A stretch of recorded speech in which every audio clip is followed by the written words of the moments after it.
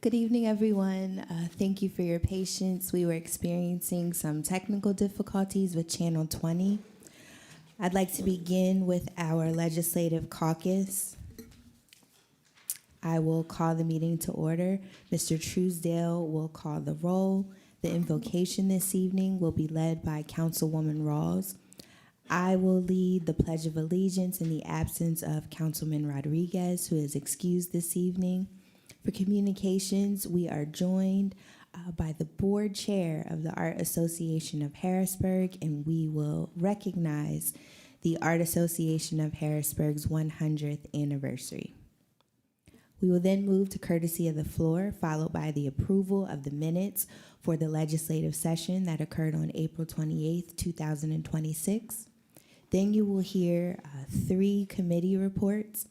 I will deliver the first report on behalf of the Administration Committee on the work session that occurred on May 5th, 2026. The second committee report you will hear will be delivered by our Vice President and Budget and Finance Committee Chair, Vice President Jones, on the work session of May 5th, 2026. In the absence of our Public Works Committee Chair, Councilman Rodriguez, he shared his report, so I will deliver it on his behalf on the work session of May 5th, 2026. We do not have any ordinances for first reading, ordinances for amendment, or ordinances for final passage. We will move to resolutions. The first resolution for consideration is Resolution 27 of 2026, which we will vote upon. Next, Resolution 28 of 2026, which we will vote upon. Resolution 29 of 2026, which we will vote upon. Resolution 30 of 2026, which we will vote upon. Resolution 33 of 2026, we will vote upon. Resolution 39 of 2026, we will vote upon. Resolution 40 of 2026, we will vote upon. Resolution 41 of 2026, we will suspend the rules for discussion, and then we will vote upon. Resolution 42 of 2026, we will suspend the rules for discussion and then vote upon. Resolution 43 of 2026, we will suspend the rules for discussion and then we will vote upon it. And Resolution 44 of 2026, we will suspend the rules for discussion and vote upon it.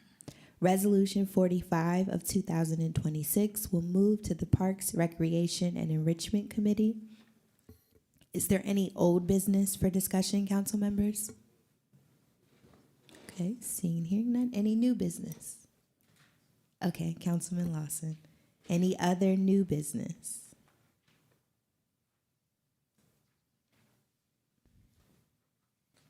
I will just have a brief update on our meeting schedule, and then we will adjourn. So the time is 6:12 p.m. I would like to call our legislative session to order. Mr. Truesdale, could you please call the roll? Ms. Davis? Present. Ms. Green? Present. Mr. Jones? Here. Mr. Lawson? Here. Ms. Rawls? Present. Mr. Rodriguez? Ms. Hill? Present.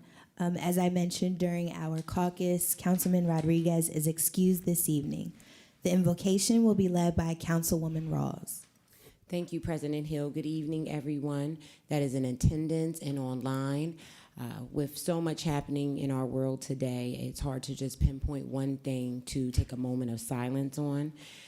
But I will say, as we take our moment of silence, the things that you keep in your mind, please think about anyone who has lost somebody, anyone who's going through something, anyone that is having trouble. Please take a moment of silence. Thank you. Thank you, Councilwoman Rawls. If everybody could please rise for the Pledge of Allegiance.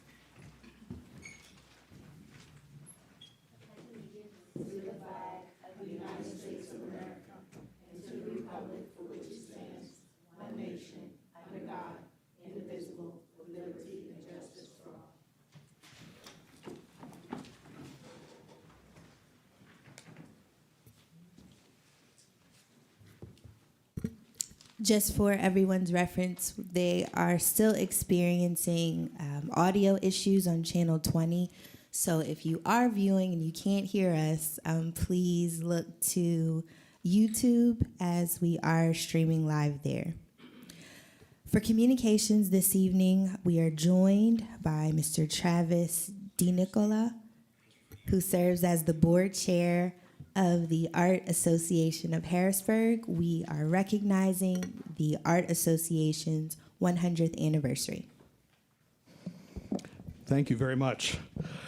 Members of the Harrisburg City Council, thank you for the invitation to attend tonight's meeting as a representative of the Art Association of Harrisburg. My name is Travis DiNicola, and I'm the chair of the board of directors of the Art Association, which is conveniently located just across the alley right behind this very building. It really should be our president, Carrie Whistler Thomas, presenting tonight, but she is on a well-deserved vacation and asked me to fill in. As you may know, the Art Association is celebrating its 100th anniversary this year. It is near impossible to celebrate the Art Association without also celebrating the career of Carrie Whistler Thomas, who will be retiring later this year. For over 5 decades, Carrie has been an indispensable leader in Pennsylvania's cultural and artistic community. Since joining the Art Association of Harrisburg over 50 years ago, first as a volunteer, then as an instructor, and serving as its president since 1986, she has demonstrated an unwavering commitment to fostering the appreciation, education, and celebration of the visual arts throughout central Pennsylvania. Under her leadership, the Art Association, housed in the historic Governor Finley Mansion, has flourished as a vibrant hub for artists, educators, and the public alike, attracting diverse audiences and promoting artistic excellence across generations. Carrie's contributions extend far beyond administrative leadership. As a distinguished oil painter and lifelong artist herself, she has inspired countless students and community members to engage deeply with creative expression. Her decades of service have strengthened Harrisburg's cultural fabric, expanded opportunities for emerging and established artists, and enriched the Commonwealth's artistic landscape. Her passion, vision, and steadfast advocacy exemplify qualities we should celebrate. In every role she has undertaken, Carrie has made Pennsylvania's arts community stronger, more inclusive, and more accessible. Throughout all of 2026, we are celebrating 100 years of exhibitions, awards, education, advocacy, and more. During this year, we'll have all our regular exhibitions, including the popular Figuratively Speaking and invitational shows. Additionally, we continue to coordinate with more than a dozen community exhibitions every month throughout the city, primarily in the lobbies and public spaces of local businesses featuring local artists, including the atrium of this very city government center and the lobby of the Penn National Building next door. This will be the 98th year of our juried show, which will have its opening reception on Friday, May 29th from 5 to 8 p.m. I hope you all can attend. We had over 200 regional artists submit work for this annual competition. Just a few weeks ago, we held our 100th anniversary gala at the King Mansion, which is also celebrating its 100th anniversary this year. And as a part of that evening, we created a special performance about the history of the Art Association in partnership with Theater Harrisburg, who is also celebrating their 100th anniversary this year. 1926 was a busy year in Harrisburg. There will be our regular summer soirees, fall member show, and the 38th annual Gallery Walk this year. The Gallery Walk was started by Carrie and promotes all the visual arts organizations and venues in Harrisburg each September. And new this year, on November 14th, we're having our first ever Members, Teachers, and Students Appreciation Night at Strawberry Square. And coming up in June, it's Art Association Night at the Harrisburg Senators on Friday, June 5th, which is also fireworks night. It's amazing to think that when Gertrude Olmsted McCormick founded the Art Association of Harrisburg in 1926, that her legacy would not only survive but thrive 100 years later, due greatly to the work that Carrie has done to preserve this legacy. Perhaps what Gertrude Olmsted McCormick would be most proud of is not only is the admission to our galleries always free, 7 days a week, but today the Art Association reaches more than 650 students annually with our classes, more people than ever, kids and adults, newcomers, professionals. They're exploring their creativity through Art Association classes made affordable thanks to the donors who sacrifice to support our mission. These classes take place in studios that are building, as well as the studios we utilize at Reservoir Park and other locations in the region. For 100 years, no visual arts organization in the area has been more important to our local community. And it's appropriate in some ways to be invited here today to speak about this, as just this morning, the University College of London released a study that appreciating or making art, whether that be visual art or music or dance, adds a year to your life. So, there you go. You might want to consider that and come visit us for our opening on the May 29th show for the 98th Annual Juried Exhibition.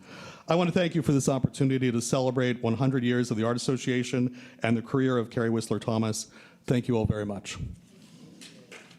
Thank you.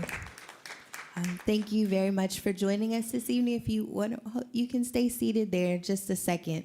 We do have a proclamation in recognition of the 100th anniversary. So if you wouldn't mind indulging me just for a moment. Thank you. The City of Harrisburg, Pennsylvania, Office of City Council, and Office of City Clerk. Proclamation. The City of Harrisburg applauds the Art Association of Harrisburg for their dedicated commitment to art in Harrisburg for 100 years. And whereas the Art Association of Harrisburg was established by Mrs. Gertrude Olmsted McCormick, who served as the president of the Civic Club, following a visit from Homer St. Gons of the Carnegie Museum of Art, Mrs. McCormick formed a committee and founded the Art Association. And whereas the purpose of the Art Association of Harrisburg was to bring museum-quality art to the public. And whereas the Art Association of Harrisburg carries out their mission to promote and encourage the visual arts through art, exhibition, and education, enriching the well-being of the local community. And whereas the Art Association strives to make art accessible, relatable, and enjoyable. And whereas the Art Association of Harrisburg offers a variety of in-house exhibitions, including eclectic, invitational exhibitions, themed membership shows, and an annual international juried exhibition. And whereas the Art Association of Harrisburg takes art outside of their North Front Street location and into the community with over 70 exhibitions a year in local businesses and public spaces. And whereas the Art Association of Harrisburg offers a variety of classes for students and adults to participate in, including drawing, ceramics, and sculpture, painting, and mixed media, children's classes, and an introduction to digital photography class. And whereas the Art Association of Harrisburg hosts numerous events throughout the year, providing artistic enjoyment for their patrons and art lovers in the community, while generating funds in support of their cultural programs. Special events include the major annual gala, summer soirees, the annual Harrisburg Gallery Walk, a holiday soiree, concerts, art history lectures, and art demonstrations. And now, therefore, be it hereby proclaimed that Harrisburg City Council commends the Art Association of Harrisburg for their vision and commitment to promoting art education and exhibition. And be it further proclaimed that Harrisburg City Council wishes to extend best wishes for a successful 100th anniversary year. Signed and attested in the city of Harrisburg, Pennsylvania, Jared Truesdale, City Clerk, Danielle L. Hill, Harrisburg City Council. If you wouldn't mind, we'd like to get a picture with you before you leave. Of course, and that's very kind of you. Thank you very much for that. Thank you.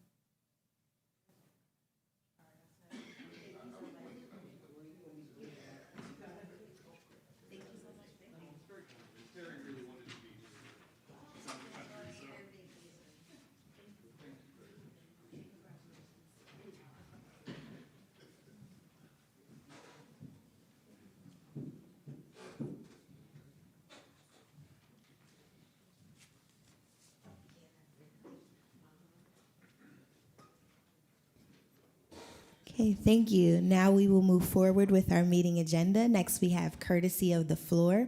Just a few housekeeping notes before we begin. If you're interested in offering any public comments, please state your name and your address for the meeting record. If you don't feel comfortable sharing your address, please share the vicinity in which you live within the city. You will have 4 minutes to share your comments. Mr. Truesdale has added a timer to the screen for your reference. And I will begin to my right. Is there anyone that would like to offer public comment?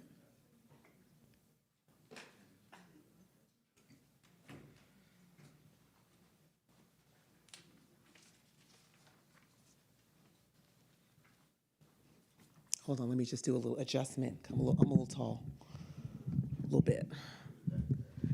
For the short people, that's what you were trying to tell me? Okay, I got it, okay.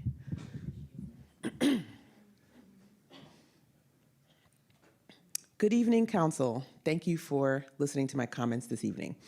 My name is Dr. Kamiki Campbell. I am one of the founders of Young Professionals of Color, Greater Harrisburg, and the Vice President of YPOC. And I also happen to be the lead organizer for Juneteenth HBG. We are here as a united front to represent a 7-year legacy. In 1780, right here in Pennsylvania, the Act for Gradual Abolition of Slavery was passed, a promise of freedom that took 85 years to reach every Black American on that first Juneteenth in 1865 in Galveston, Texas. We are here today to ensure that the promise of freedom includes economic and cultural wealth for the Black community of Harrisburg. This year, YPOC celebrates a decade of service. That's right, YPOC is turning 10. Little graphics for you guys here. And we have all of our flyers and things back here for you guys to take. We formed this organization 10 years ago to create a community of practice for the Black and Brown Professional Collective. Juneteenth HBG is the extension of that mission. Our journey started in 2020. In 2021, I produced a zine cataloging every independent Juneteenth event in the region. In 2022, I called for all those folks that were represented in the zine to move from silos to form a collective. For 7 years, we have sustained that unity. We didn't just start an event, we built a social and economic infrastructure for our city and leadership structure for our city. Yet, by funding out-of-city entities over proven resident-led organizations, the city is fueling the decades-long division that have historically held Harrisburg back. We don't want our city to choose to subsidize outsiders while putting the weight of the city on the backs of its own residents. We have operated in good faith. We have reached out regarding the city's parade on July 2nd of last year. We spent about 9 to 10 months attempting to get a meeting, which didn't happen until March. We didn't receive an MOU until April 24th. We have been sprinting to pull off a world-class parade for this city, only to be hit with almost $15,000 in municipal fees 5 weeks out from our event. Simultaneously, Resolution 4T-2026 proposes to pass through $20,000 to a business based in Carlisle, people who do not live or work in the city. While Juneteenth HBG is 95% resident-led and reinvests our dollars into local vendors, while the city is proposing to export those tax dollars to Cumberland County, while invoicing its own residents for the privilege of serving its community. Because we are a proven entity, entering our 7th year, we are asking council to help with this issue. We are asking for accountability and equity. We see that there are unallocated carryover funds in the host fund. We are asking you to keep Harrisburg dollars, particularly for Juneteenth HBG in Harrisburg, and reinvest back into our Harrisburg residents and vendors. We work with over 75 to 100 vendors every single year and contractors to pull this off. We ask that you reallocate $25,000 to Juneteenth HBG to cover the costs of this municipal lag and waive the city personnel fees to make this event a success. Invest in the residents who have been doing the work for 7 years. Thank you. Thank you. Is there anyone else to my right that would like to offer public comment?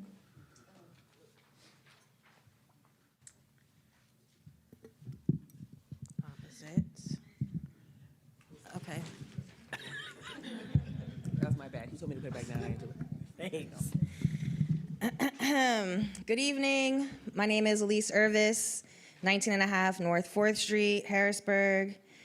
And yes, I am working with young professionals of color, YPOC, and the Juneteenth HBG. I'm also here to announce a new CDFI in town. It's called Ignite CDFI, and I am the Entrepreneur Outreach and Manager of Entrepreneur Outreach Support. So this year is a unique opportunity for the city to compound dollars that will increase and expand economic development, which has been at the forefront of conversations, right, about doing business in Harrisburg, whether we're talking about micro businesses, those medium-sized businesses, and the larger corporations and really contract companies, right? So I am the chair for the Juneteenth Summit, this one, which is happening Wednesday, June 17th. It's an all-day, 8 a.m. to 8 p.m. essentially at Harrisburg University, who has, for the third year, let us use their 222 Chestnut building. It's the perfect venue for about a 250 person economic development summit. And as I said, this year's investment will be uniquely compounded with the historically disadvantaged business assistance dollars that were acquired and need to be spent and will be spent here in Dauphin County and surrounding counties. The summit is on, well, I'm in the third year chairing the summit here in Harrisburg. And the summit is the intellectual and cultural heartbeat of Juneteenth week. Now in its fifth year, the summit gathers subject matter experts, community leaders, young people, entrepreneurs, and everyday Harrisburg residents for a full day of honest conversation, practical tools, and civic action. It's rooted in Juneteenth and pointed toward our collective future. This year's theme is work, wealth, and freedom. And like Dr. Campbell said, we're celebrating 250 years, Pennsylvania. We're celebrating 10 years as young professionals of color here in Greater Harrisburg, and Juneteenth is celebrating 7. So we need you at the table, not just our ask is for the $25,000 be reallocated for Juneteenth HBG because of the asset that it is to this city, the millions of people who come out every year for the entire week. But I'm asking you to take a seat with me at the summit. The morning will be centering youth for a youth summit and a power and policy panel that Mayor Kendi Alvarez will be in town emceeing, and we're looking for elected officials to help us have that conversation out loud and together about the true power behind policy. And after the power and policy breakfast panel at 8:30 a.m., you'll switch. You'll be in the audience, and youth will take the stage to run the youth summit portion. And then we'll have breakouts in rooms for parents. There'll be headshots available, credit repair. People will have the opportunity to walk away with a website built on the spot. Tech and AI will take over in the afternoon. So a full day of economic development. And I cannot walk away without mentioning this year's keynote is Justin Pearson from Tennessee. So lots of things, and we can't do it without you. So please consider reallocating $25,000 so that Juneteenth HBG can bring billions of people to the city this year. See you at the summit.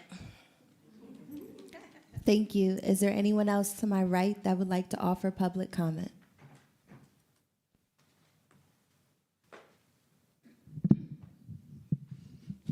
Hi, my name is Eris Smallwood. I reside at 1300 Bigelow Court, Apartment 8. So I prepared a statement. Good evening, City Council. My name is Eris Smallwood, and I'm here tonight as a business owner, community organizer, and the organizer of Harrisburg's Juneteenth Parade. I'm asking this council to seriously consider financial support for this year's parade because, quite frankly, the future of this event is in danger due to budget constraints. Last year, our inaugural Juneteenth parade brought national news attention to the city of Harrisburg. Over 1,000 people came out to support it in the rain, and more than 80 organizations participated. For a first-year event planned with limited resources, that is a major accomplishment, not just for me, but for this city. The parade created positive visibility for Harrisburg. It brought families together. It gave Black organizations, performers, churches, businesses, and community groups a moment to be seen and celebrated in a city that is majority Black, yet has very few city-supported cultural traditions specifically centered around African American history and culture. And I want to say something honestly, but respectfully.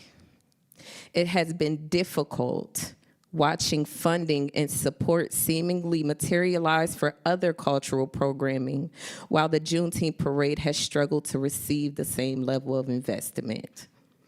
Carnival is not an African American tradition. Juneteenth represents the emancipation of enslaved African Americans in this country, and it deserves its own intentional support and recognition. I also think it matters that I am a Harrisburg business owner, actively investing back into this city and creating programming here. This parade was not outsourced. It was built from the ground up by the people in the community who care deeply about Harrisburg. Parades are expensive. Security, permits, traffic control, insurance, sanitation, logistics, these costs add up quickly. And in today's climate where DEI-related programming often faces pushback, it has become even harder to sustain events like this through grassroots funding alone. So when an event that generated national attention brought over 1,000 people together and involved more than 80 organizations still struggles financially, naturally the question becomes why. A parade of this magnitude should not survive solely on sacrifice, burnout, and community scrambling. It should be treated as a city-sponsored cultural event worthy of investment. I'm asking this council to help ensure that Harrisburg's Juneteenth parade continues not just this year, but for years to come. Thank you. Thank you. Is there anyone else to my right that would like to offer public comment?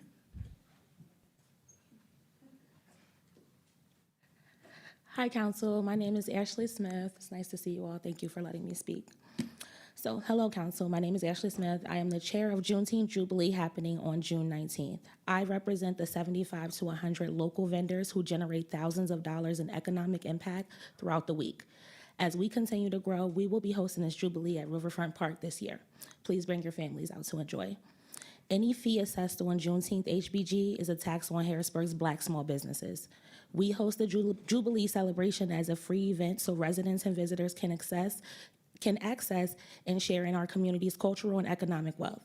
Since I've chaired, I've made it my mission to offer free food as I'm passionate about food insecurity. I ask and encourage you to support Juneteenth HBG. I thank you for your unwavering support of me with my community events that I've hosted in the past. Thank you. Can you please state your address for the meeting record? I wasn't didn't want to, because I ain't a Harrisburg resident, but 136 North 28th Street, Harrisburg, PA, but it's I'm in Susquehanna Township, but right on the edge, y'all, so, yeah. Thank you. Is there anyone else to my right that would like to offer public comment? Good evening, everyone. I'm Jasmine Slaughter from North 18th Street in Harrisburg, PA. I lead the public relations efforts for Juneteenth HBG. Last year, we platformed Harrisburg on a global stage with 81.6 million audience impressions. Strawberry Square in downtown Harrisburg was mentioned and featured on the Today Show for last year's parade, and just this morning, Essence Magazine featured Juneteenth HBG as one of the places to visit for this year's celebration, bringing national eyes to what our community has built right here. We provide the city millions in free earned media visibility with positive sentiment. Our goal is to ensure these low-cost and free events for residents and visitors are recognized as the premier cultural standard for Central Pennsylvania. This region is growing across many industries, and economic development matters to all of us. Supporting and platforming events that contribute to tourism is both a business investment and a community responsibility, because Black history is American history. Thank you. Is there anyone else to my right that would like to offer public comment?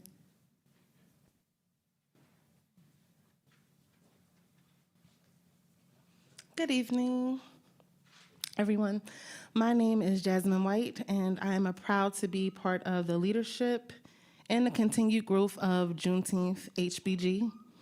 I lead Taste of Black Harrisburg on Thursday, June 18th. This event celebrates the rich culinary heritage of Harrisburg while creating real economic opportunity for Black-owned businesses, chefs, creatives, and entrepreneurs throughout our city. By partnering with organizations like Breadcoin, we are intentional about not only celebrating culture, but also addressing food insecurity and expanding accessibility.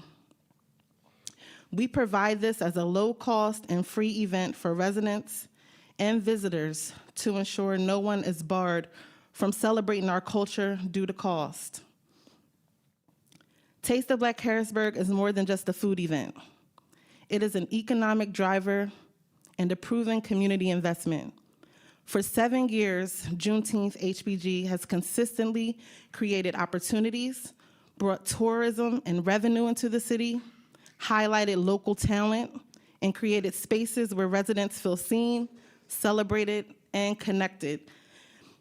In a majority Black city, diluting the specific historical and cultural legacy of Juneteenth does not fully honor the significance of the holiday or the community that has carried this work forward year after year.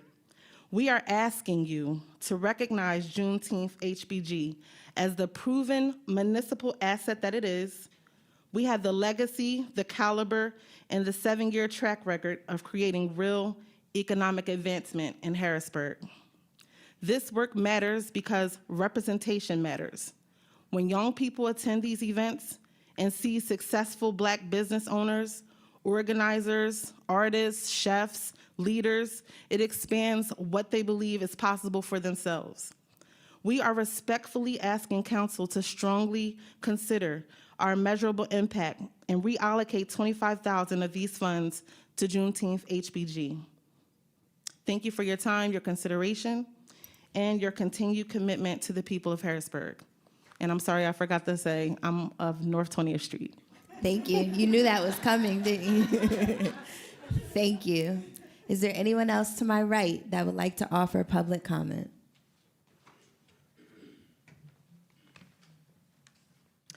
Good evening.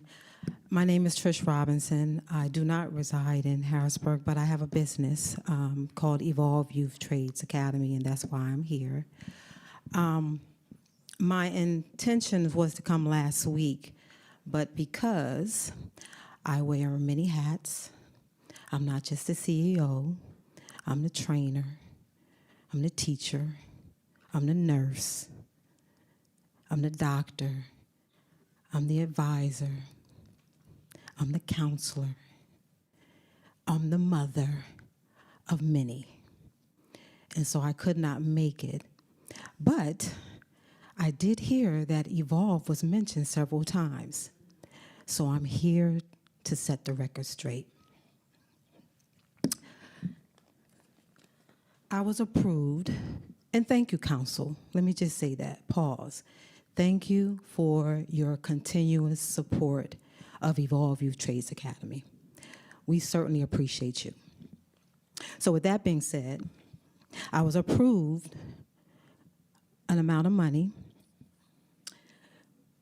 and was requested to, by the mayor, to produce, well, let me go back. I reached out to the mayor and I asked her for next steps.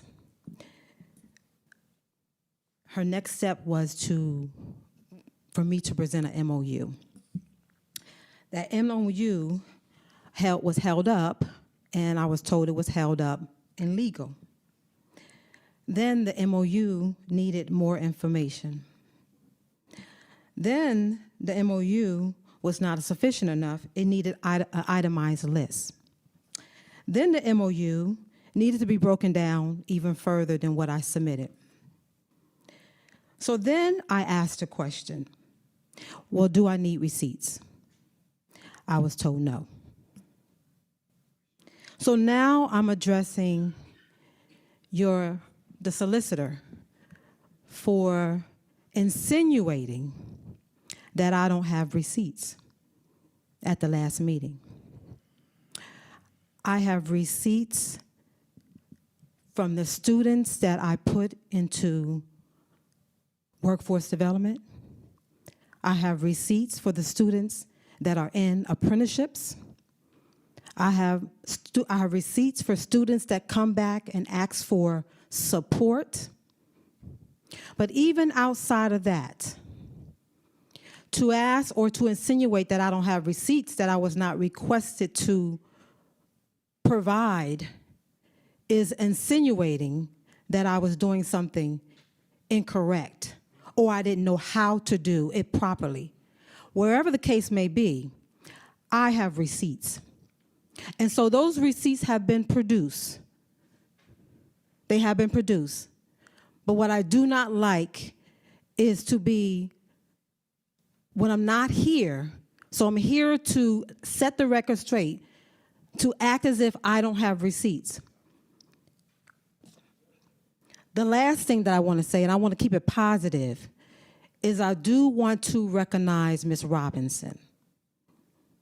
Because as of lately, she has been very communicative, which is a problem. And my whole thing is I'm not confrontational, but I do expect to be communicated to. Whatever the response is, communication is key. And so I want to thank her for reaching out to me. And hopefully this will be resolved very soon. Thank you. Thank you. Is there anyone else to my right that would like to offer public comment?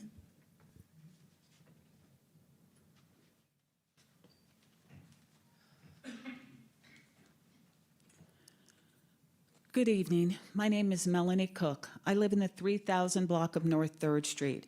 And I came here this evening in response to what I understand to be a request by the administration for an additional $3.2 million of change orders for the reconstruction of the Broad Street Market. From what I've read, most of that money is as a result of a collapsed wall. $3 million to put back up a brick wall, push back council, and push back hard. I also want to know, how is it that, assuming the Berg, which is apparently one of the only publications that receives information, the city expects to get $3 million in insurance proceeds. How the city will get the $3 million needs to be addressed. The question needs to be asked and answered. And if the city is getting $3 million of additional insurance proceeds, that begs the question why $2.2 million of community block grants are asked to be drawn down.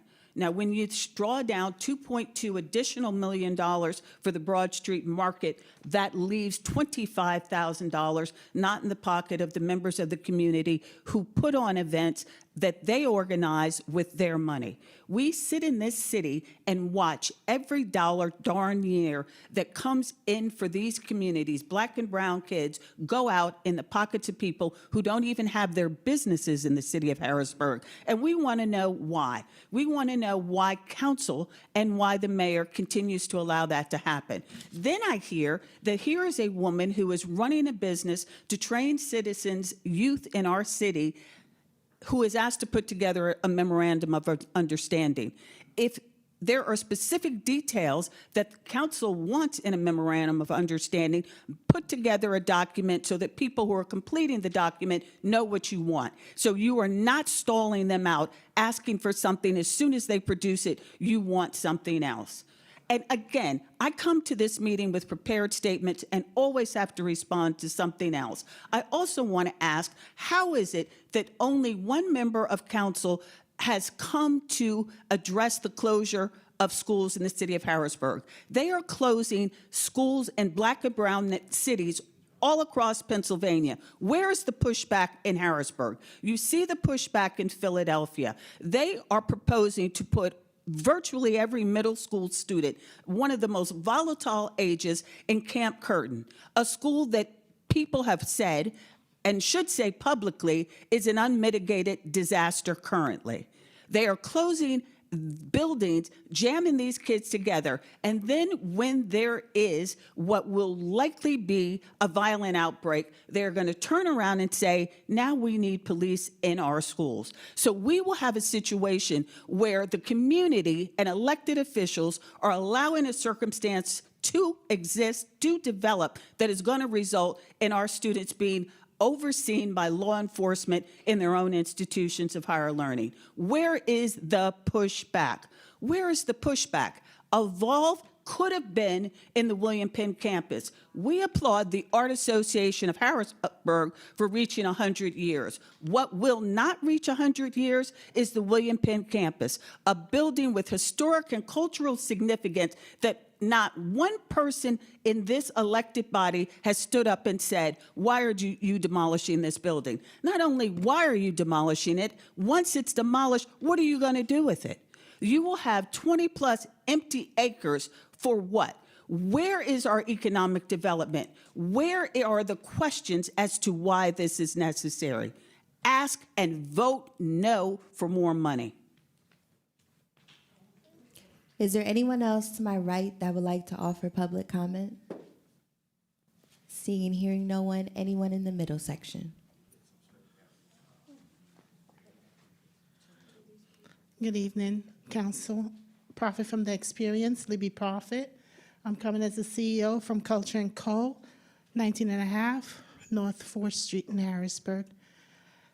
I don't want to repeat anything that was said, so let me just let you guys know that everyone that works get pay. So if you're here doing dirty work in the city of Harrisburg, to the individuals in Harrisburg, your payday is coming.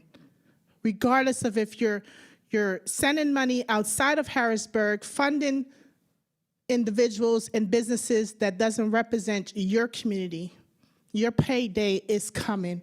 If you're doing good in the city of Harrisburg, your payday is coming. It is sad to hear that Juneteenth is not getting any. I'm a fan of Carnival. I'm Caribbean by nature.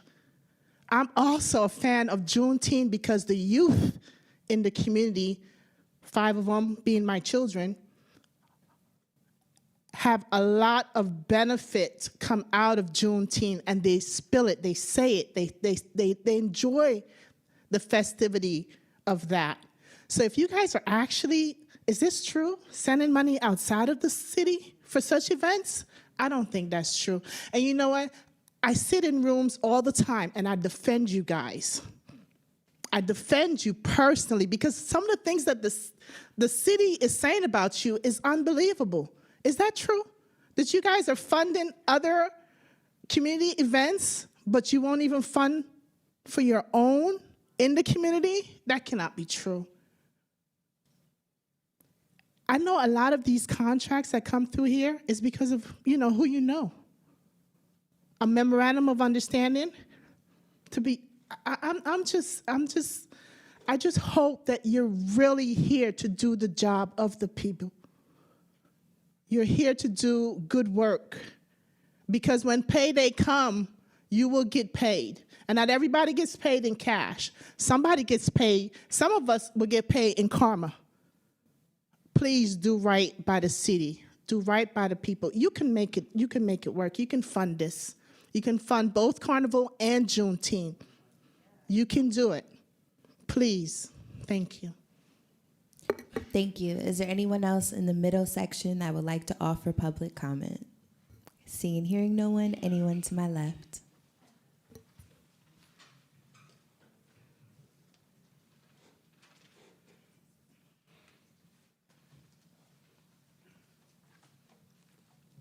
Hello, my name is Jessica Gephardt, 313th Street.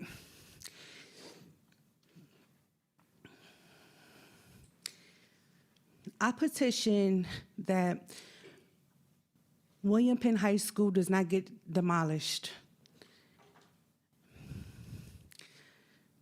Harrisburg area, 250 signatures of Harrisburg area and uptown residents is not for it. And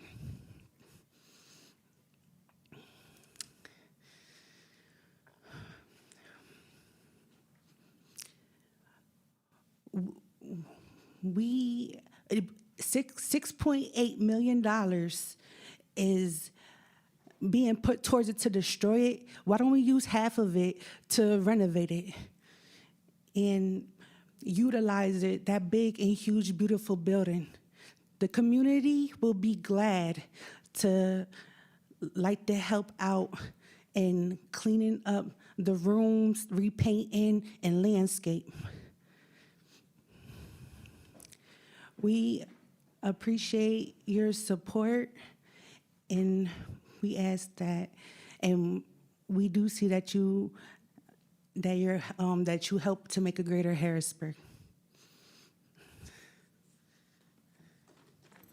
Thank you. Is there anyone else to my left that would like to offer public comment?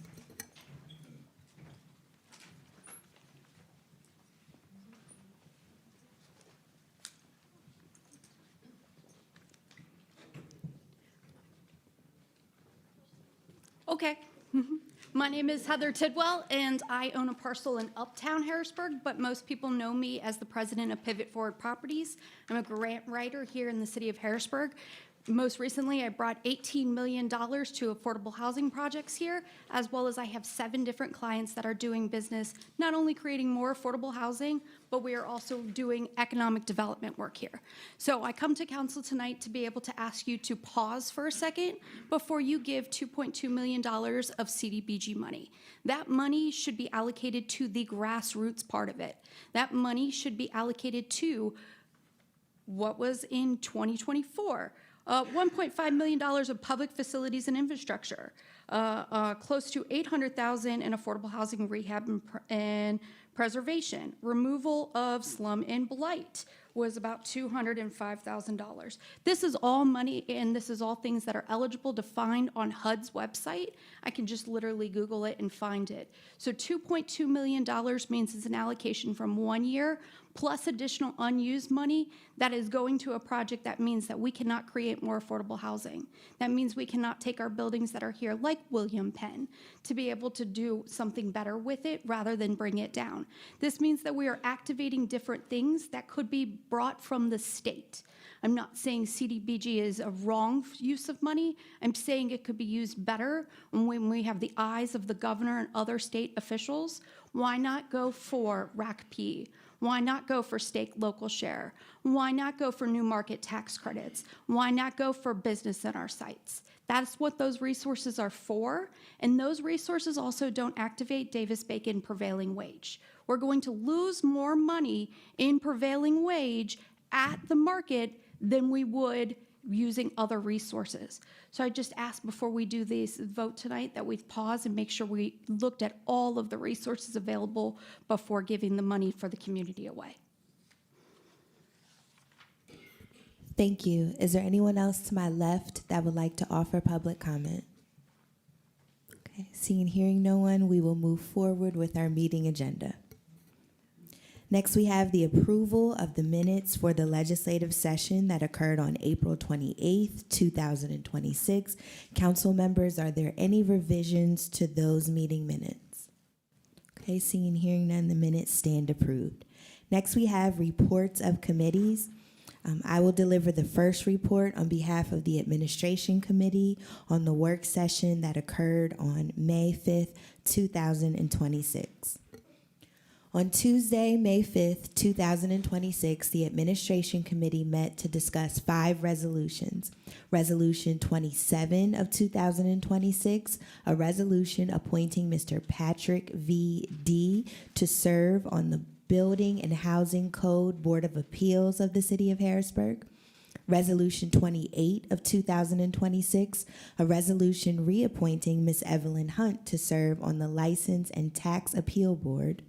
Resolution 29 of 2026, a resolution appointing Mr. Stephen M. Ketterer to serve on the License and Tax Appeal Board.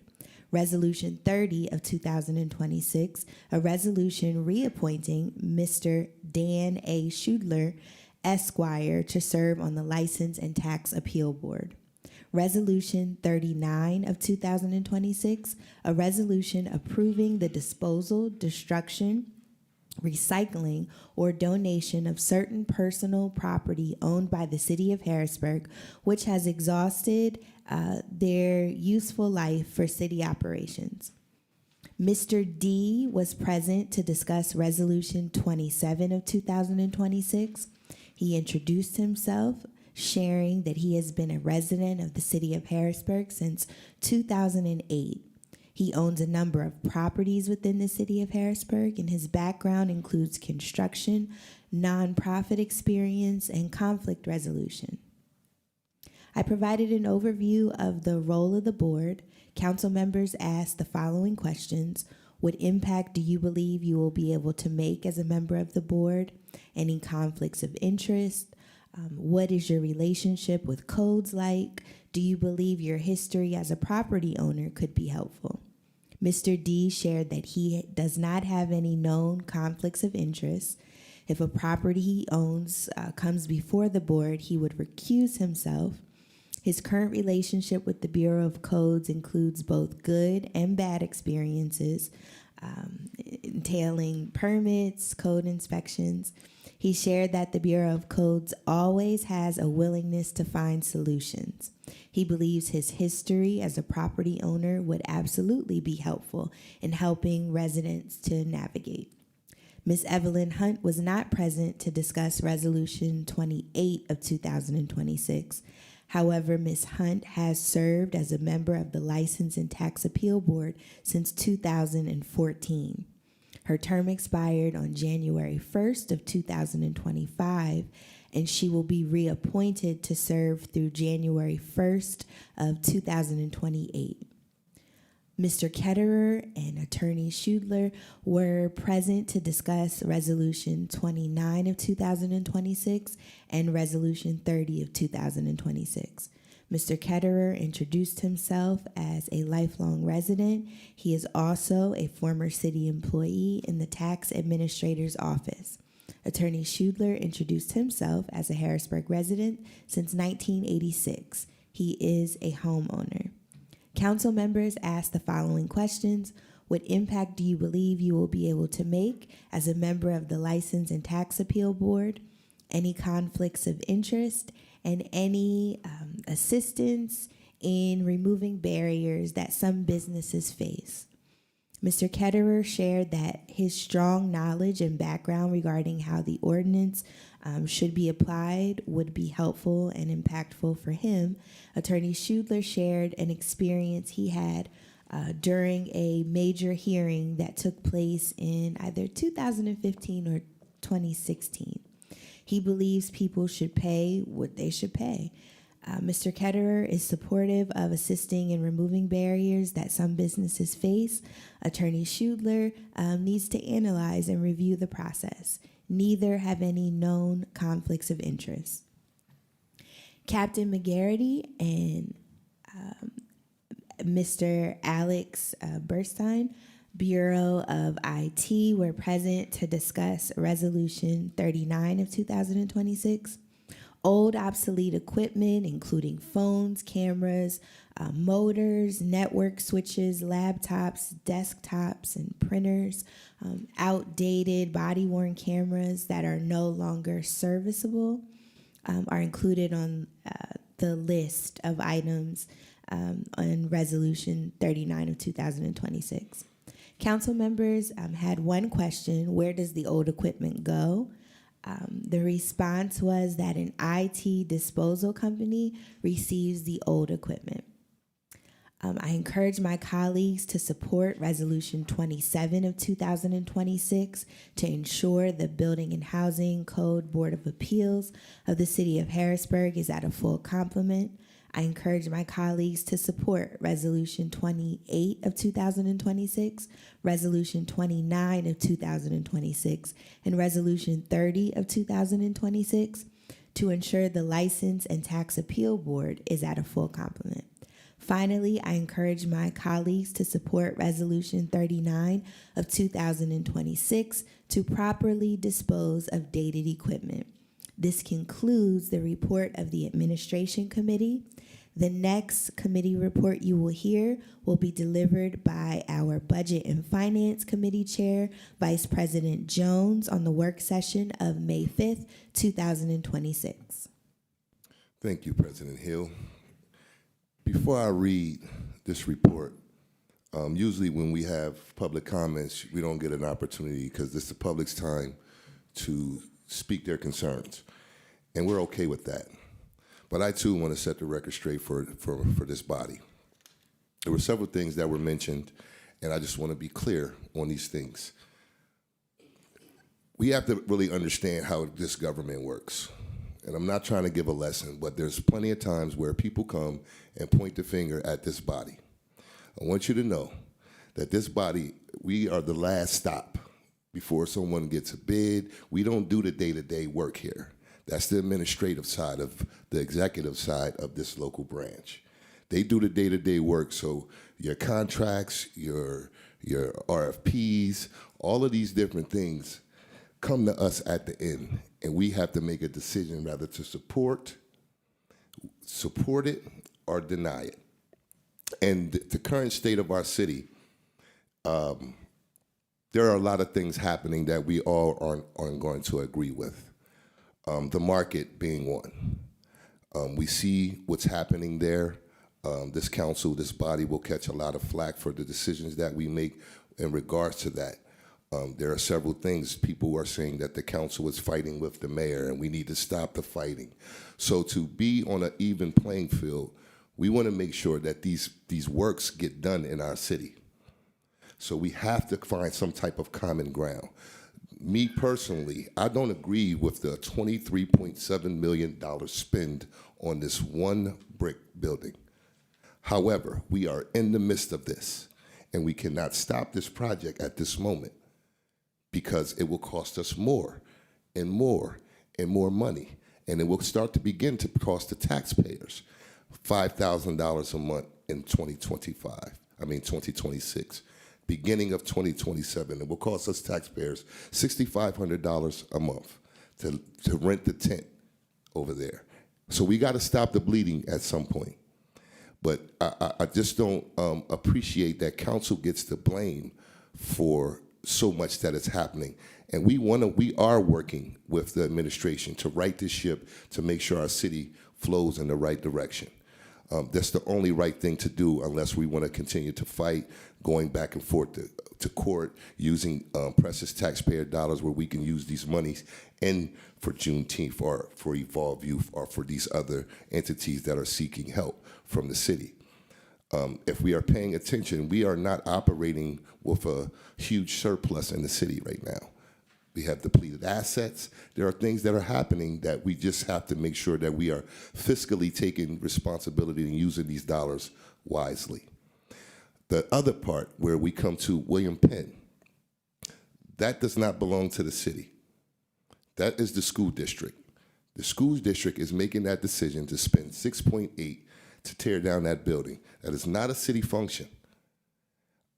I am one that is not in support of this building being torn down. I've spoken to the proper people in that regard. When people come here Tuesday night to make those statements, right now that meeting is going on at the school district. So this is where I think the attention should be, not the blame, the attention should be at the school district if we're worried about William Penn. It's not a city function. I believe we all should be working collectively But again, we have to make decisions that we think are the best for us to move our city forward. We get to see some of the things in our finances, and I'm not happy with them all, and we're not going to be able to please everyone. And I just wanted to say that because I know we didn't allocate money to Juneteenth. That's not us. That's not our decision. So when they're having that decision, they're having those conversations with the administration. Again, we are the last stop. And so we have to go through it and make the best decisions possible. We can't just say, hey, do this with the money and do that with the money. That is not our function. We do have the power of the purse. However, again, when the decisions are made, it's not us. But I'm not placing blame on the administration either. Those conversations, we don't do the day-to-day. We do not do the day-to-day business. I wish we were more involved in that because I think we can have a better understanding collectively and get better outcomes, but that's just not the way the government is set up. There's a separation of powers for a reason, so we don't have any dictatorship. So I just wanted to just state that on the record, and again, I'm not arguing, I'm not pushing back, and so when people say push back, you know, when we were at the work session, we do have questions. This body do have questions, you know, but again, we still have to make the best decision so it won't cost us more in the long run. And I hope people will understand and appreciate that. So with that being said, I'm going to go on and read what happened on May 5th. And hopefully I'll do a good job of explaining. On Tuesday, May 5th of 2026, the Budget and Finance Committee held a work session where we discussed Resolution 40 of 2026. Resolution 40 is a resolution approving the third proposed 2026 budget reallocation. Present to discuss Resolution 40 of 2026 was Mr. Brian McCutcheon, Robert Kennick, and Alexander Bernstein. As we discussed Resolution 40 of 2026, several questions were asked by council. As Mr. Bernstein shared with council, the budget and the three items to be adjusted with this reallocation when it comes to the Broad Street market. These expenses have exceeded the current budget by $973,942.00 due to encumbrances. And to address these, they have proposed under the revenue expense account to transfer from the CDG funds in the amount of $2,286,936.00 into the facilities maintenance special projects, and also adding $3 million into the insurance reimbursement for loss, which is currently at $6,820,000. So it would bring that account to a total of $9,820,000. There was currently no budget for CDGB funds. Also proposed is to the grants and local funds to add $200,000, which is usually in the host fees funds. The available amount in the grants to local units is $156,300, bringing that approved available amendment line to a total of $356,300. The third item proposed is the 2026 awarded distributions for the grants to local units, which involves $25,200 for Evolve Youth Trades, which would affect the current available balance, which is $617,500, adjusting the proposed budget amendment to $30,200, with an ending total of a balance of $647,700. Questions asked by councils were, the money being moved to the Broad Street market, would this be due to some of the change orders? Mr. Bernstein responded yes, due to several, one of which would be the wall collapse. Also due to the encumbrances that went over the available budget. Another question asked was, do we expect any more change orders? Mr. McCutcheon explained that there are other change orders that were not recorded at the time of this report. So that means that there are other encumbrances there's going to be other change orders that are coming in. However, they didn't have those numbers reported at the time, so you can expect to see more. But this is why this money is being moved over there, to address some of those things. Where did I leave off? Okay. Other questions asked by council: is the total cost of the project 23.7 due to the building's historical value? Ms. Reinhardt stated yes. This is some of the reason, and also the rising prices for the materials. Council also inquired about the $25,200 for Evolve Youth Trades, and if there were any award letters sent out. Mr. McCutcheon explained that no award letters have gone out, and these items and these funds were encumbered with no actual spend at this time. This report was to give an identity to those to receive these funds. There was also a request that all awardees come to council to be transparent about how the funds are being used for the programs they are applying for and awarded these monies for these programs. So again, these are some of the things that we are addressing, and you can see those questions and how we actually ask certain things by going back to Channel 20 on YouTube and watch it.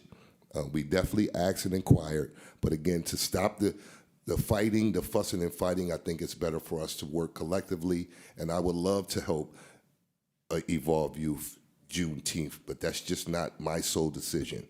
So, and this concludes the business of the Budget and Finance Committee, and I would ask that my colleagues support Resolution 40 of 2026. Thank you. Thank you. I will deliver the Public Works Committee report on behalf of Councilman Rodriguez in his absence. On Tuesday, May 5th, 2026, the Public Works Committee met to discuss Resolution 33 of 2026. Resolution 33 of 2026 is a resolution authorizing the City of Harrisburg to submit and enter into a sidewalk and mural maintenance and roadway lighting agreement with the Pennsylvania Department of Transportation in relation to the improvements to the McClay Street Bridge and authorizing the designation of the city engineer as the sole signatory of the agreement. City Engineer Joel Siders was in attendance to speak to the logistics of this resolution. Engineer Siders spoke to three parts of the agreement. The first would be the sidewalk maintenance, the second would be a lighting agreement, and a third would be a planned mural. The city would maintain this mural portion for a 25-year period per the PennDOT agreement, and that would include an inspection every 5 years to remove any graffiti, dirt, or grime on the project.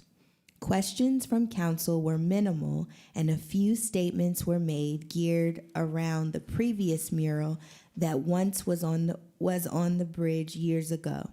I highly encourage my colleagues on council to support this resolution, and that concludes the report from the Public Works Committee from Tuesday, May 5th of 2026. Thank you. We do not have any ordinances for first reading, ordinances for amendment, or ordinances for final passage. We will move forward with resolutions. The first resolution for consideration this evening is Resolution 27 of 2026. Mr. Truesdale, could you please read it into the record? Resolution 27 of 2026, a resolution appointing Mr. Patrick V. D. to serve on the Building and Housing Code Board of Appeals of the City of Harrisburg. Thank you. Council members, are there any final questions, comments, or concerns related to Resolution 27 of 2026? Okay, seeing and hearing none, Mr. Truesdale, could you please call the vote? Ms. Davis, Yes. Ms. Green, Yes. Mr. Jones, Yay. Mr. Lawson, Yes. Ms. Rawls, Yes. Ms. Hill. Yes. Resolution 27 of 2026 passes by a vote of 6-0. Thank you. Next, we have Resolution 28 of 2026. Mr. Truesdale, could you please read it into the record? Resolution 28 of 2026, a resolution reappointing Ms. Evelyn Hunt to serve on the License and Tax Appeal Board. Thank you. Council members, are there any final questions, comments, or concerns related to Resolution 28 of Yes. 2026? Yes. Yes, President Hill. I'm just wondering, since Ms. Evelyn has not been able to attend the meetings here to discuss, is she okay? Is she going to be able to serve? Just a concern. I believe that she is willing and able to continue to serve. She had a doctor's appointment prior to the last meeting, so that interfered with her attendance. Thank you. You're welcome. Are there any other questions related to Resolution 28 of 2026? Okay, seeing and hearing none, Mr. Truesdale, could you please call the vote? Ms. Davis, Yes. Ms. Green, Yes. Mr. Jones, Yay. Mr. Lawson, Yes. Ms. Rawls, Yes. Ms. Hill. Yes. Resolution 28 of 2026 passes by a vote of 6-0. Thank you. Next, we have Resolution 29 of 2026. Mr. Truesdale, could you please read it into the record? Resolution 29 of 2026, a resolution appointing Mr. Stephen M. Ketterer to serve on the License and Tax Appeal Board. Thank you. Council members, are there any final questions, comments, or concerns related to Resolution 29 of 2026? Seeing and hearing none, Mr. Truesdale, could you please call the vote? Ms. Davis, Yes. Ms. Green, Yes. Mr. Jones, Yay. Mr. Lawson, Yes. Ms. Rawls, Yes. Ms. Hill. Yes. Resolution 29 of 2026 passes by a vote of 6-0. Thank you. Next, we have Resolution 30 of 2026. Mr. Truesdale, could you please read it into the record? Resolution 30 of 2026, a resolution reappointing Mr. Dan A. Shoulder, Esquire, to serve on the License and Tax Appeal Board. Thank you. Council members, are there any final questions, comments, or concerns related to Resolution 30 of 2026? Seeing and hearing none, Mr. Truesdale, could you please call the vote? Ms. Davis, Yes. Ms. Green, Yes. Mr. Jones, Yay. Mr. Lawson, Yes. Ms. Rawls, Yes. Ms. Hill. Yes. Resolution 30 of 2026 passes by a vote of 6-0.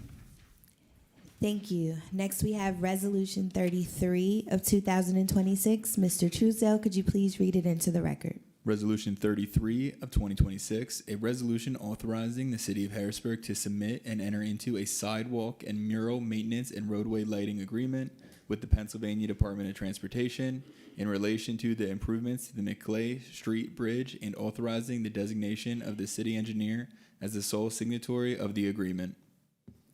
Thank you. Council members, are there any final questions, comments, or concerns related to Resolution 33 of 2026? Seeing and hearing none, Mr. Truesdale, could you please call the vote?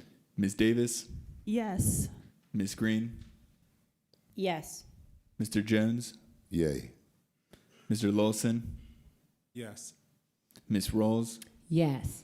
Ms. Hill. Yes. Resolution 33 of 2026 passes by a vote of 6-0. Thank you. Next, we have Resolution 39 of 2026. Mr. Truesdale, could you please read it into the record? Resolution 39 of 2026, a resolution approving the disposal, destruction, recycling, or donation of certain personal property owned by the City of Harrisburg which have exhausted their useful life for city operations. Thank you. Council members, are there any final questions, comments, or concerns related to Resolution 39 of 2026? Seeing and hearing none, Mr. Truesdale, could you please call the vote? Ms. Davis, Yes. Ms. Green, Yes. Mr. Jones, Yay. Mr. Lawson, Yes. Ms. Rawls, Yes. Ms. Hill. Yes. Resolution 39 of 2026 passes by a vote of 6-0. Thank you.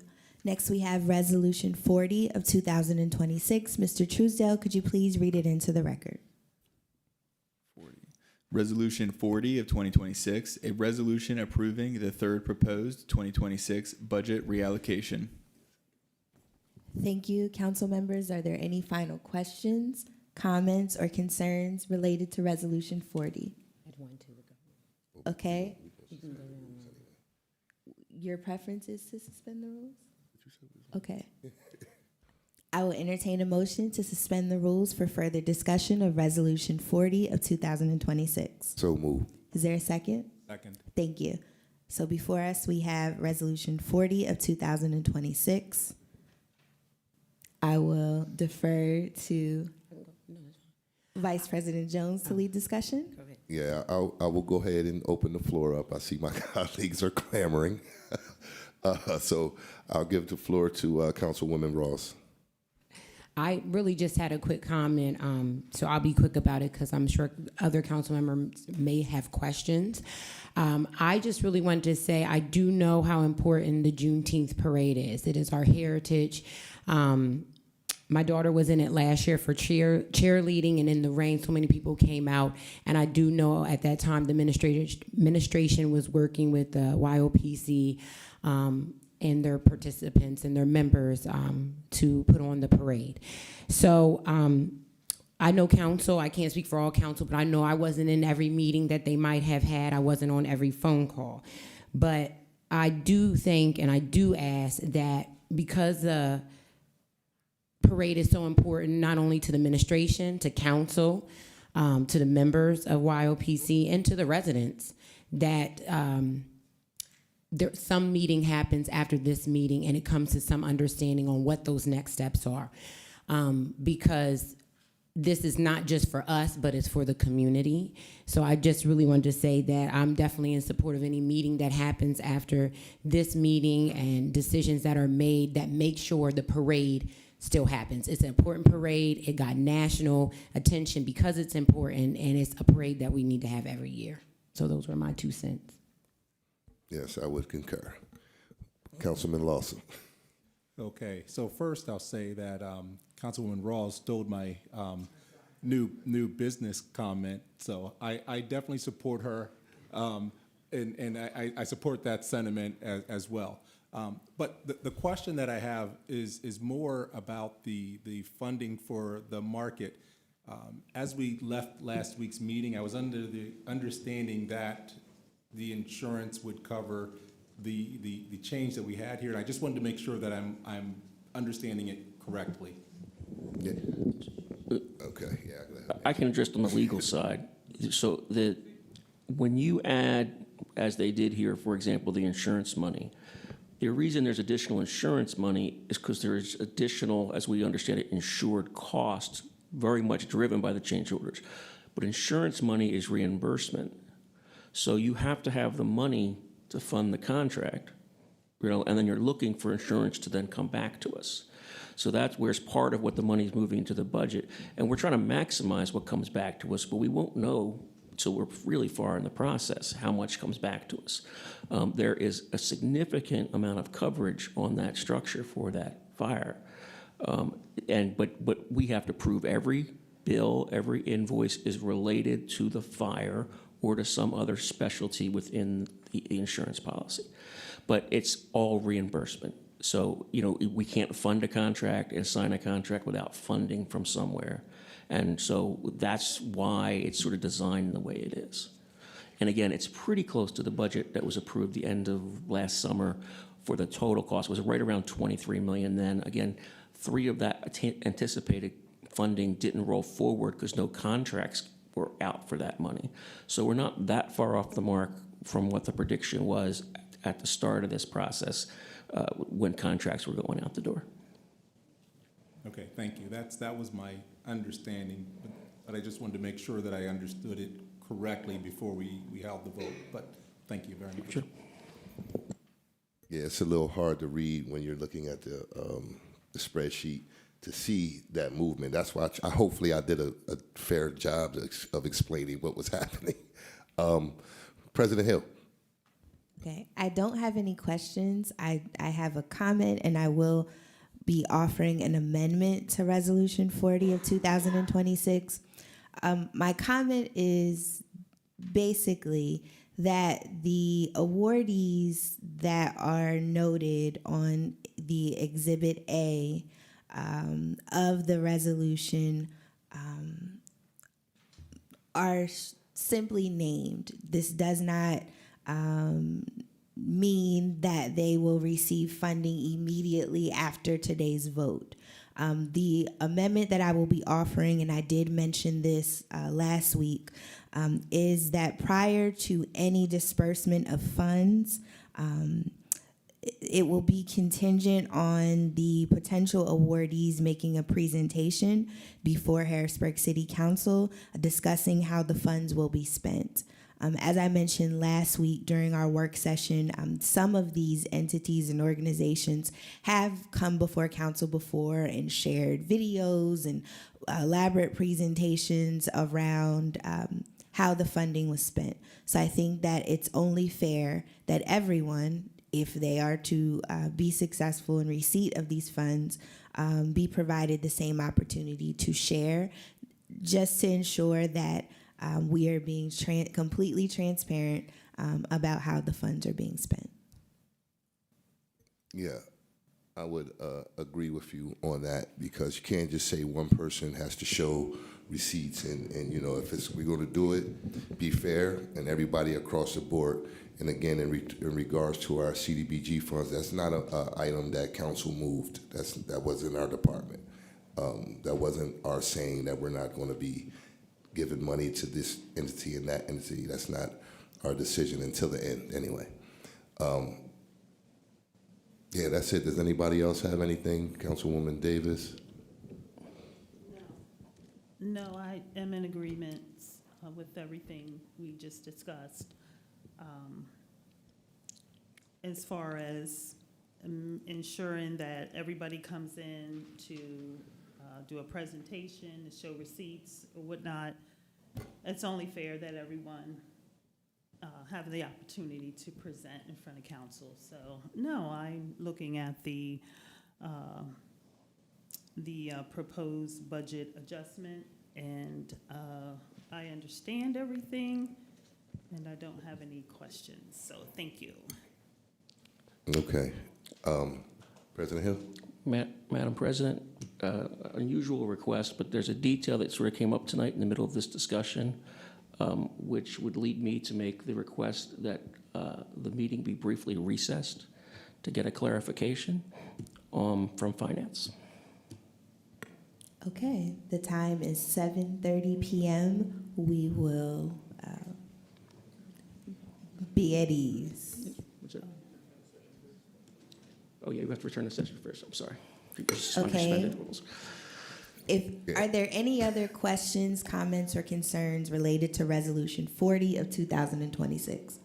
Okay, seeing and hearing none, I will entertain a motion to resume our legislative session. So moved. Is there a second? Second. Thank you.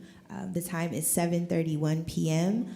We will stand at ease as 5 or 10 minutes is all we'll need. 5 or 10 minutes for discussion with Finance Department. Thank you. Can I get you?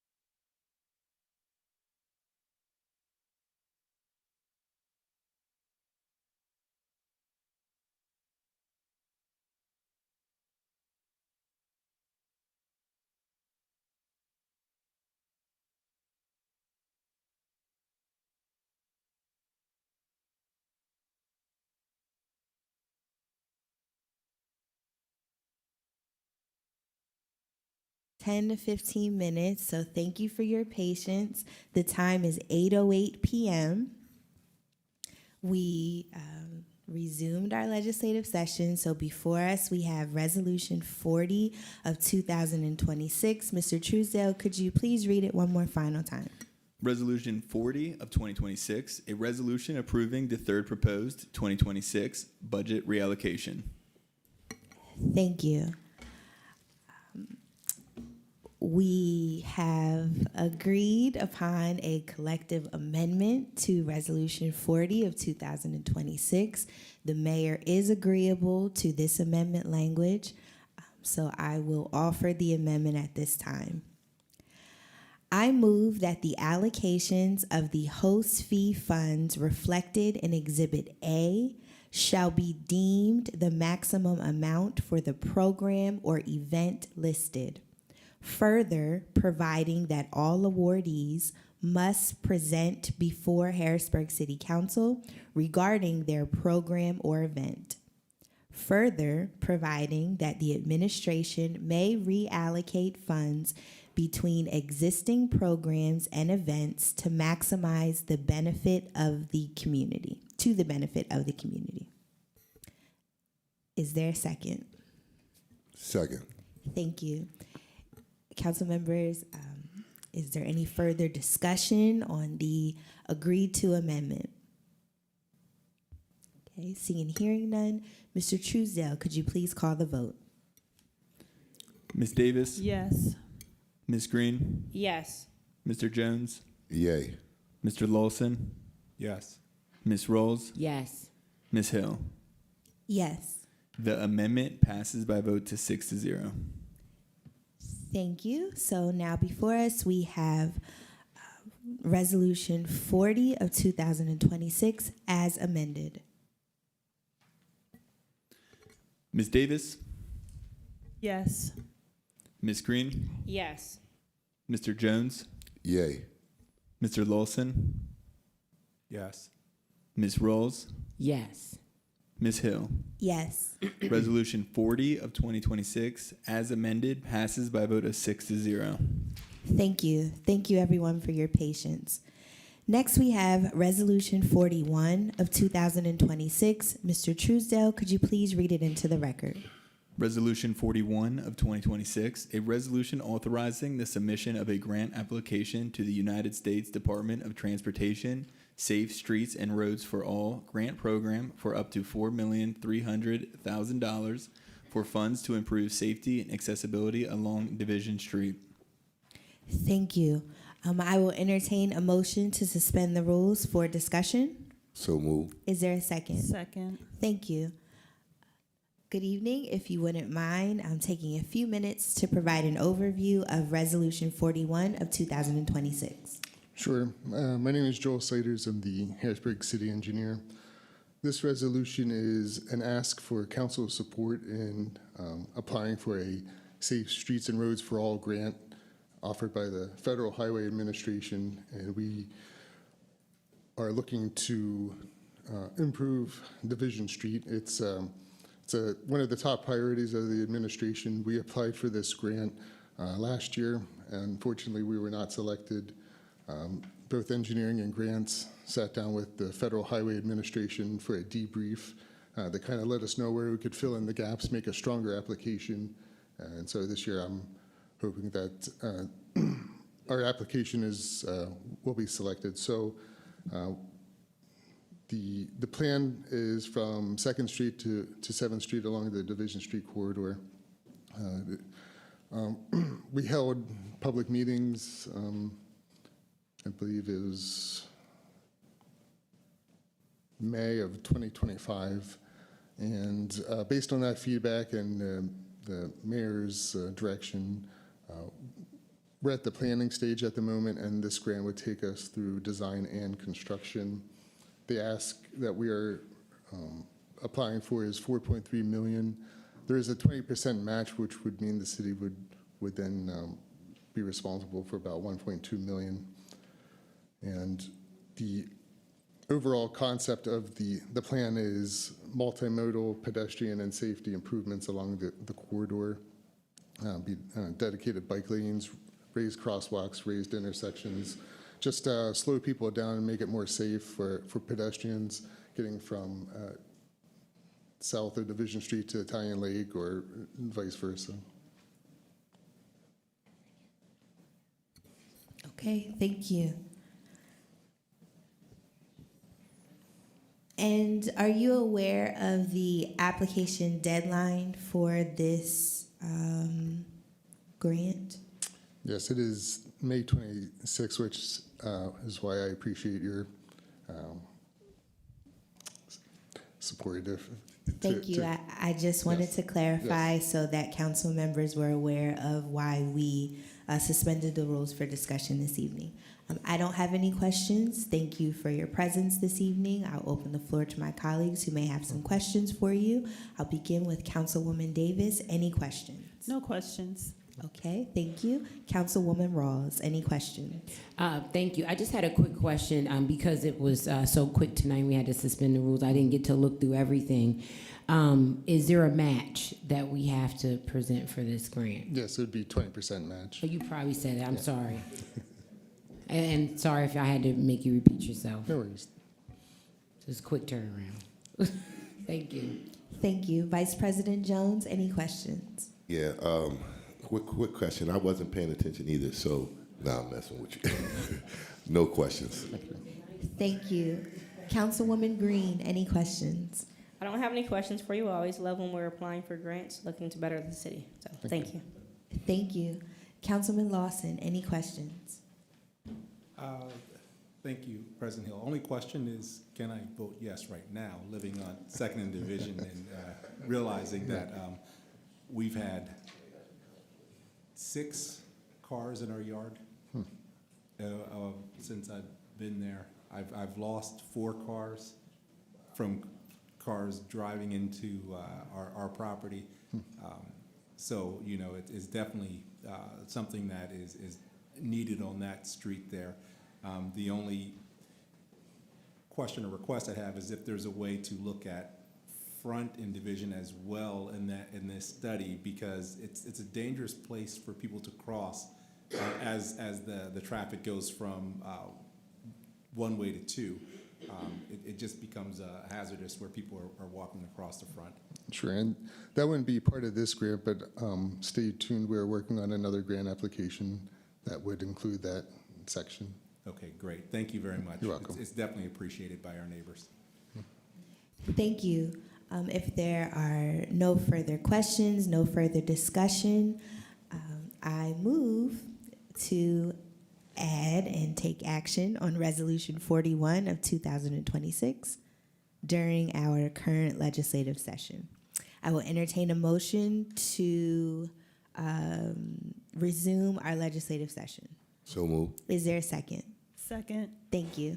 So before us, we have Resolution 41 of 2026. Mr. Truesdale, could you please read it into the record one final time?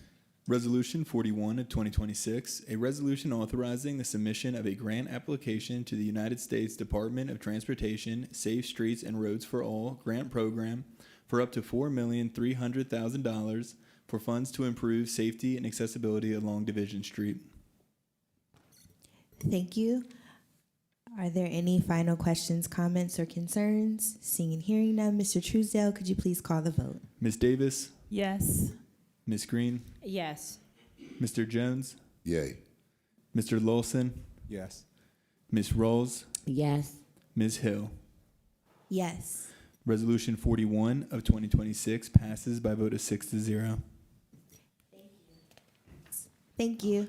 Next, we have Resolution 42 of 2026. Mr. Truesdale, could you please read it into the record? Resolution 42 of 2026, a resolution authorizing the submission of a grant application to the Pennsylvania Department of Community and Economic Development's Greenways, Trails, and Recreation Grant Program in conjunction with the Capital Area Greenbelt Association in the amount of $250,000 to provide funding for safety features and improved accessibility for the Capital Area Greenbelt in South Harrisburg.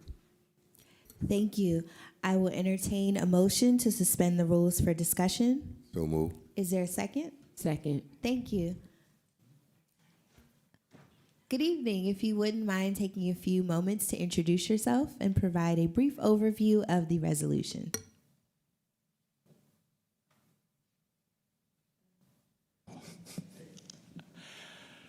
Good evening. My name is Mike Krempaski. I'm a former past president of the Capital Area Greenbelt Association. I am no longer a Harrisburg resident. I live in Dillsburg. I'm sitting in for Doug Hill tonight, our president. He's been in a dental chair this afternoon and unfortunately couldn't make it. This resolution would approve a grant request, which is one of a series that we've been working with the city on over the last 2 years. It requests $250,000 to augment the first part of the reconnection of the Greenbelt in South Harrisburg. This phase one is underway in terms of the design phase. We've received several grants already. We have phase one is funded at $995,000 for construction, and our association is providing approximately $100,000 for the design of the phase one. However, we had to cut back on some of the features of the Greenbelt phase one construction because one of the grants was funded probably essentially $250,000 less than the city requested. This grant would fill that shortfall, and it would allow us to improve the safety lighting, the safety fencing of the Greenbelt relocation. It would also allow us to improve the surfacing of the sidewalks, the 10-foot sidewalks, and improve its durability. And the final thing it would do would improve the access at Chenoy Street, which is the closest access to the poorer neighborhoods down along Cameron Street. The match for this money would be a previous grant that we've received, or the city's received, from Pennsylvania Department of Conservation and Natural Resources. The city staff have been very helpful, Joel, Rebecca, the city legal staff, to help us get this grant put together. And I'd be glad to respond to any questions you have. Thank you very much. Are you aware of the application deadline? May 31st, yes. Okay, thank you. Just wanted to clarify that. I don't have any other questions. Your overview was pretty thorough, but I will open the floor to my colleagues who may have some additional questions for you. I'd like to begin with our Parks, Recreation, and Enrichment Committee Chair, Councilwoman Rawls. Thank you, President Hill. Good evening. Thank you for stepping in tonight and giving us an overview of the grant. It was very thorough. I don't have any questions. Thank you. Councilwoman Davis, any questions? Thank you. No questions for me. Okay, thank you. Vice President Jones, any questions? No questions. Thank you. Councilwoman Green, any questions? I don't have any questions for you. Thank you. Councilman Lawson, any questions? Thank you. We'll make it an easy night. No questions. Thank you. I have one more thing to add, which I hope is good news. This morning we received word that the city was granted $746,000 for the construction of phase 2 of the Greenbelt relocation. So it's always nice to add that in and bring money to the city. Sure, that's excellent. Thank you for sharing. If there's no further discussion, I move to add and take action on Resolution 42 of 2026 during our current legislative session. I will entertain a motion to resume our legislative session. So moved. Is there a second? Second. Thank you. So before us, we have Resolution 42 of 2026. Mr. Truesdale, could you please read it into the record one final time? Resolution 42 of 2026, a resolution authorizing the submission of a grant application to the Pennsylvania Department of Community and Economic Development's Greenways, Trails, and Recreation Grant Program in conjunction with the Capital Area Greenbelt Association in the amount of $250,000 to provide funding for safety features and improved accessibility for the capital area Greenbelt in South Harrisburg. Thank you. Council members, are there any final questions, comments, or concerns? Seeing and hearing none, Mr. Truesdale, could you please call the vote? Ms. Davis, Yes. Ms. Green, Yes. Mr. Jones, Yay. Mr. Lawson, Yes. Ms. Rawls, Yes. Ms. Hill. Yes. Resolution 42 of 2026 passes by a vote of 6-0. Thank you. Next, we have Resolution 43 of 2026. Mr. Truesdale, could you please read it into the record? Resolution 43 of 2026, a resolution authorizing the submission of a grant application to the Pennsylvania Department of Community and Economic Development's Greenways, Trails, and Recreation Grant Program in the amount of $250,000 to provide funding for upgrades and enhancements to Vernon Street Park. Thank you. Council members, I will entertain a motion to suspend the rules for discussion. So move. Is there a second? Second. Thank you. Before us, we have Resolution 43 of 2026. Ms. Vollmer, if you wouldn't mind providing an overview of the resolution, please. Sure. Hi, guys. So this is a grant to request funding from the DCED GTRP program, up to $250,000 to fund. I'm just I'm actually stepping in for Sam, who's out ill tonight. He's been mostly working on this, but I have his notes. So we're looking to support enhancements and redesign of the Vernon Street Park in the South Allison Hill neighborhood.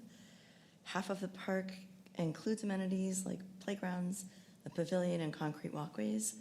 The other half is an empty grass field, and the belief is it's underutilized and doesn't really provide much recreational use for all of the folks around.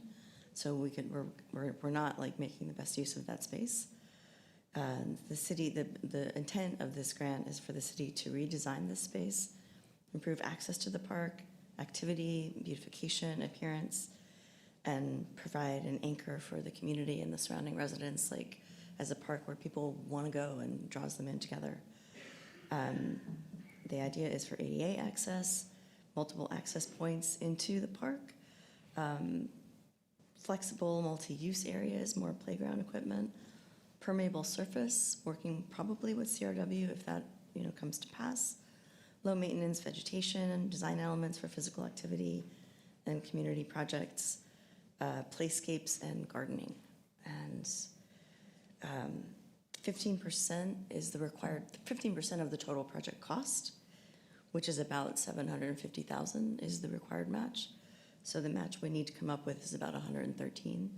But I've spoken with Sasha, and they have budgeted for that in 2027 in their budget.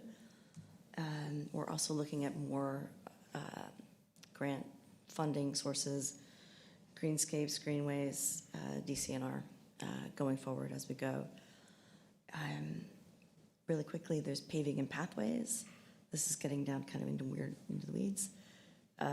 For ADA accessibility at 15th, especially 15th and Vernon, like at that specific intersection.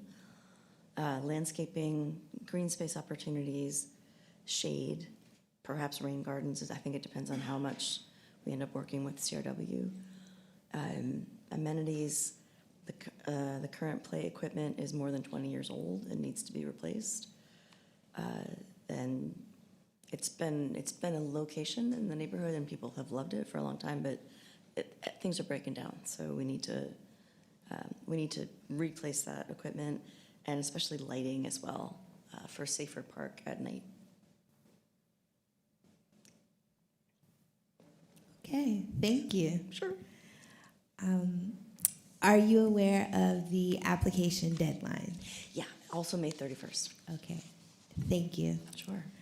I don't have any questions. I will defer to our Parks, Recreation, and Enrichment Committee Chair, Councilwoman Rawls. Do you have any questions? Thank you. Good evening, Ms. Vollmer. No, I don't have any questions. Okay, thanks. Thank you. Councilwoman Davis, any questions? No questions. Thank you. Councilman Lawson, any questions? Thank you. No questions. You're welcome. Councilwoman Green, any questions? I don't have any questions for you. Okay, Vice President Jones, any questions? No questions. All right, well, thank you for your presence this evening. I move to add and take action on Resolution 43 of 2026 during our current legislative session. I will entertain a motion to resume our legislative session. Motion to resume. Okay, and we have a second. Excellent, thank you. Before us, we have Resolution 43 of 2026. Mr. Truesdale, could you please read it one more time? Resolution 43 of 2026, a resolution authorizing the submission of a grant application to the Pennsylvania Department of Community and Economic Development's Greenways, Trails, and Recreation Grant Program in the amount of $250,000 to provide funding for upgrades and enhancements to Vernon Street Park. Thank you. Council members, are there any final questions, comments, or concerns related to Resolution 43 of 2026? Seeing and hearing none, Mr. Truesdale, could you please call the vote? Ms. Davis? Yes. Ms. Green? Yes. Mr. Jones? Yay. Mr. Lawson? Yes. Ms. Rawls? Yes. Ms. Hill? Yes. Resolution 43 of 2026 passes by a vote of 6-0. Thank you. Next, we have Resolution 44 of 2026. Mr. Truesdale, could you please read it into the record? Resolution 44 of 2026, a resolution ratifying a master certified local government grant agreement between the City of Harrisburg and the Pennsylvania Historical and Museum Commission, thereby establishing the city's eligibility to apply for grants through the Certified Local Government Grant Program for projects that support and advance the city's historic preservation program. Thank you. I previously misspoke during our legislative caucus. I thought this was a time-sensitive resolution, but since we will have time to discuss it further, Resolution 44 of 2026 will move to the Building and Housing Committee for discussion. Next, we have Resolution 45 of 2026. Mr. Truesdale, could you please read it into the record? Resolution 45 of 2026, a resolution ratifying and approving the proposal from Bixler Pyrotechnics Incorporated to provide the City of Harrisburg's 4th of July 2026 fireworks. Thank you. Resolution 45 of 2026 will move to the Parks, Recreation, and Enrichment Committee. Council members, is there any old business for discussion? Okay, seeing and hearing none. Councilman Lawson, new business. Thank you, President Hill. As Councilwoman Rawls had spoken earlier, I think it's important that we embrace the work that's been happening with the young professionals of color with the Juneteenth parade. It's something that celebrates our diversity, and it also brings a great focus of civic pride to our residents. I believe that this parade is something that we should try to encourage to become part of our local fabric, that it becomes an annual event similar to what we see with the St. Patrick's Day parade. So hopefully there is a way for us to have those meetings in the future to discuss supporting this and seeing how we can make this happen. But I just wanted to encourage our city to stand behind the work that has been done for the past, to make this parade something that becomes a Harrisburg standard. And thank you. Thank you. I just wanted to note for everyone's reference, Harrisburg City Council will not meet next Tuesday, May 19th, 2026, due to the primary election day. The next work session and legislative sessions will be held on Tuesday, May 26th, 2026, beginning at 5:30 p.m. And one final note, welcome back, Attorney Isaac Gaylord, Assistant City Solicitor. If you remember, Isaac was here a few years ago. He left and he's back, so welcome back. Thank you, President. You're welcome. Okay, everyone, the time is 8:33 p.m. I will entertain a motion to adjourn. So move. Is there a second? Second. Thank you. We stand adjourned.